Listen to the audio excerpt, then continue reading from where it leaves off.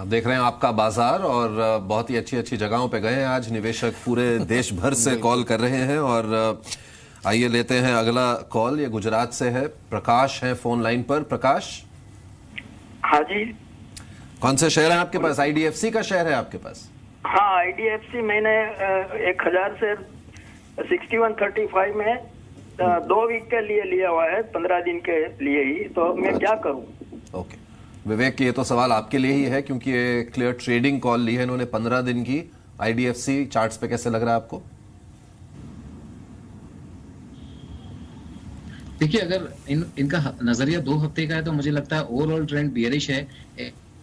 इसकी रणनीति रखनी चाहिए। हालांकि ये करेक्शन जो शुरू हुआ था वो 66 के लेवल से हुआ था, तो ऑलमोस्ट ये स्टॉक 57.50 तक करेक्ट कर चुका है। तो रिट्रेसमेंट तो काफी रिट्रेसमेंट हो चुका है। नियर बाय लेवल्स में 57 के आसपास सपोर्ट मिल सकता है, थोड़ा बाउंस बैक देखने को मिल सकता है। तो उस बाउंस बैक का यूज करके स्टॉक से एग्जिट करने की चलिए, हमारे साथ अगले दर्शक हैं करण, दिल्ली से हैं हमारे साथ। करण, मॉर्निंग टू यू। क्या है सवाल आपका?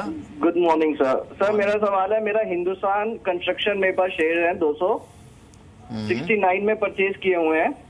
अभी 40-41 ही चल रहा है काफी समय से। आप जब खरीदते हैं, आप ट्रेडिंग के लिए खरीदते हैं या फिर इन्वेस्टमेंट के लिए? करण, एक्चुअली सर ये जो शेयर खरीदा गया था ये मेरे फादर ने रिकमेंड किया था लॉन्ग टाइम इन्वेस्टमेंट के लिए ही। अच्छा, ओके जी।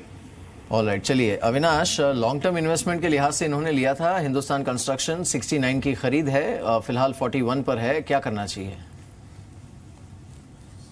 नहीं, मेरे ख्याल से मीर उन्होंने इस इन्वेस्टर ने थोड़ा सा ऊपरी लेवल पे शेयर जरूर खरीदा है, लेकिन अगर एचसीसी के बिजनेस मॉडल को हम देखें तो ये उन कंस्ट्रक्शन कंपनीज में है जो काफ़ी समय के बाद not only order book visibility strong है, बट इनके लिए जो पैसा गवर्नमेंट के प्रोजेक्ट्स में अटका हुआ था वो भी स्लोली ग्रेजुअली कंपनी को वापस मिल रहा है। तो मेरे ख्याल से थोड़ा सा लंबा नजरिया रखे, जरूर ऊपरी लेवल पर जरूर खरीदा है, लेकिन आने वाले 1.5-2 साल में होपफुली मैक्रो रिकवरी होती है, ऑर्डर बुक बढ़ता है और इंटरेस्ट और नीचे आते हैं तो कंपनी को जरूर फायदा होना चाहिए। मेरे ख्याल से कम 12 to 15 मंथ्स का नजरिया रखे और डेफिनेटली इसमें अच्छा पैसा बन सकता है, provided the time window is slightly long term. आइए एक और अच्छी जगह चलते हैं, हल्द्वानी। वहां से तनुश्री है हमारे साथ। Hello Tanushree, good morning. Hello, good morning. क्या हालचाल है आपके शेयर्स का? अभी तो मार्केट बहुत डाउन चल रहा है। बहुत डाउन तो नहीं हुआ, मतलब मेरे शेयर जो बॉट हैं वो अभी डाउन में चल रहे हैं। एक मंदाना इंडस्ट्रीज लिया था मैंने 11 रुपीज के अमाउंट में 1500 शेयर, और ये डे बाय डे बिल्कुल डाउन ट्रेंड पे चल रहा है। ओके, मंदना इंडस्ट्रीज लिया आपने और टाटा मोटर्स भी खरीदा? हाँ, टाटा मोटर्स मैंने लॉन्ग टर्म इन्वेस्टमेंट के पर्पज से लिया था 456 के रेट पे। इसका तो अमाउंट मेरे पास शेयर के नंबर्स कम है, 35 ही है, लेकिन मंदाना इंडस्ट्रीज का टेंशन है। तो आप कुछ इन्वेस्टमेंट्स अपनी ट्रेडिंग के लिए करती हैं, कुछ इन्वेस्टिंग के लिए करती हैं?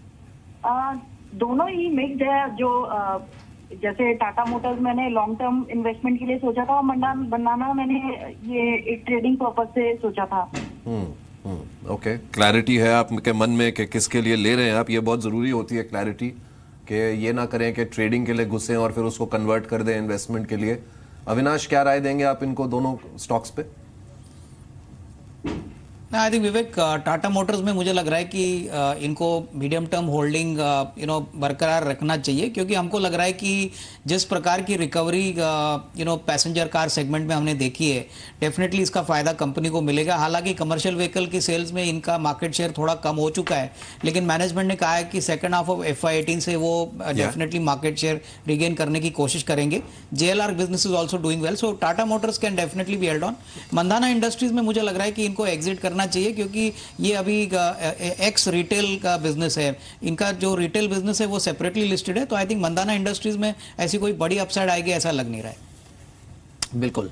चलिए, अब कुछ एक दर्शक जिन्होंने हमें फेसबुक पे सवाल भेजे हैं वो देख लेते हैं। तो मैं 2 सवाल आपको एक साथ बता देता हूं अविनाश। एक तो महेश जैन ने हमें भेजा है फेसबुक पर फोर्स मोटर्स पर, इन्होंने 4650 पर लिए हैं। और साथ ही और एक हैं हमारे साथ दर्शक जिन्होंने भेजा था सवाल, रूपक सिंह राजपूत, इनके पास टाटा मोटर्स हैं 466 पर। तो Force Motors at 4650 and Tata Motors at 466, दोनों पर अविनाश क्या करना चाहिए?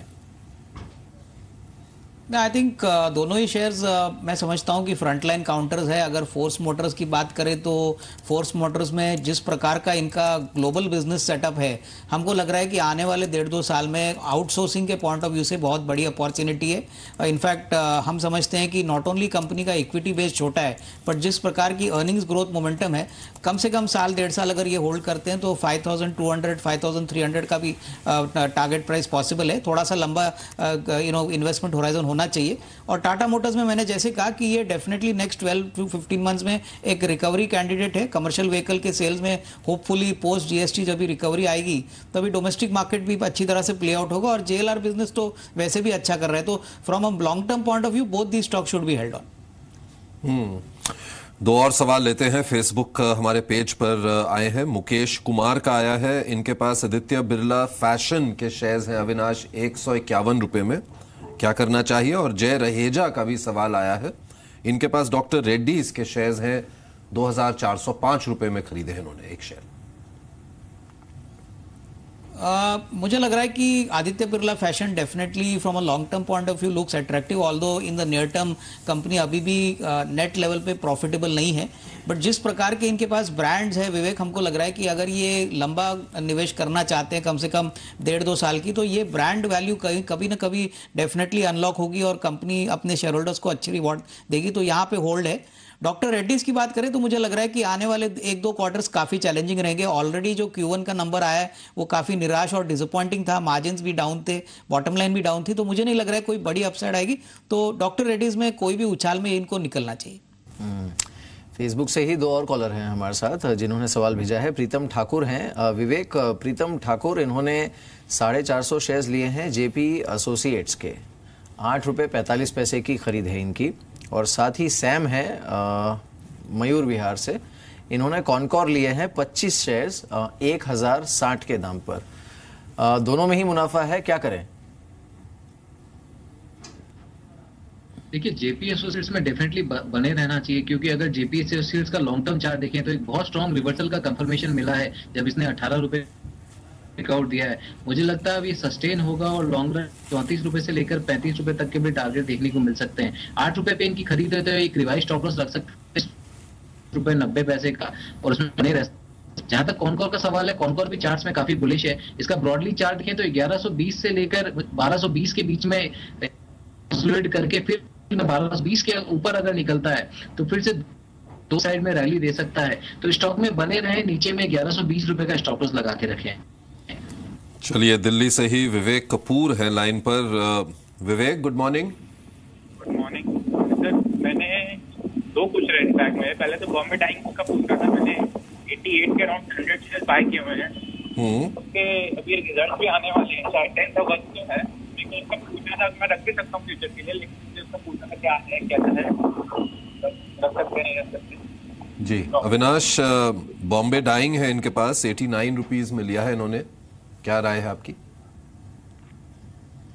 आई थिंक बॉम्बे डाइंग स्टॉक इनको होल्ड करना चाहिए, क्योंकि आई थिंक बॉम्बे डाइंग में जो बड़ा इवेंट ट्रिगर है वो बेसिकली इनकी रियल एस्टेट डेवलपमेंट को लेके। अगर इन्वेस्टर का थोड़ा सा लंबा समय का टाइम पीरियड है, 1-1.5 साल, तो डेफिनेटली हमको लग रहा है कि ये वैल्यू अनलॉक जरूर होगी। इनफैक्ट कंपनी के पास जो मुंबई में प्रोजेक्ट्स है वहाँ पे उनको नॉट ओनली अच्छे प्राइसेस बट मेरे ख्याल से अच्छे रियलाइजेशन मिलने की उम्मीद है। बट ये मेरे ख्याल से एक लॉन्ग टर्म प्रोसेस है, कम से कम 12 से 15 महीने का व्यू रखिए, और मुझे लग रहा है कि डेफिनेटली यहाँ पे अच्छा पैसा बन सकता है। There is no need to panic in the short term, but yes next 6 to 12 months में ये होपफुली होने की उम्मीद है। अब चलते हैं हैदराबाद। हैदराबाद से मोहम्मद जी हैं हमारे साथ। Mister Mohammad, morning to you. क्या है सवाल आपका? ये मेरा साथ 2 साल से होल्ड किया हूँ सीमेंस इंडिया। अच्छा, ओके।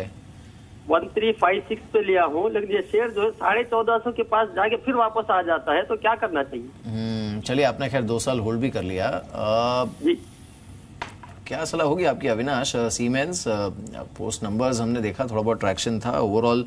अब इस स्पेस में वैसे ग्राउंड लेवल पे तो बस अच्छा खासा है, लेकिन अब इनकी देखिए समस्या यही है कि 2 साल से होल्ड करके रखा है इन्होंने, और फायदा इन्हें बस 15-20 रुपए का हो रहा है। क्या करना चाहिए? आई थिंक मीर सीमेंस एक एमएनसी काउंटर है और हमको लग रहा है कि अगर इन्होंने 2 साल का पेशेंस रखा है तो मेरे ख्याल से और 1 साल ये पेशेंस रखेंगे तो definitely I think his patience will be worth the wait, क्योंकि जिस प्रकार की रिकवरी हमको इलेक्ट्रिकल और कैपिटल गुड्स इक्विपमेंट में देखने को मिली है, हमको लग रहा है कि आने वाला साल कंपनी के लिए काफ़ी अच्छा रहेगा। इनफैक्ट इनकी order book, visibility, margin improvement already थोड़ा बहुत इंप्रूवमेंट दिखा रही है।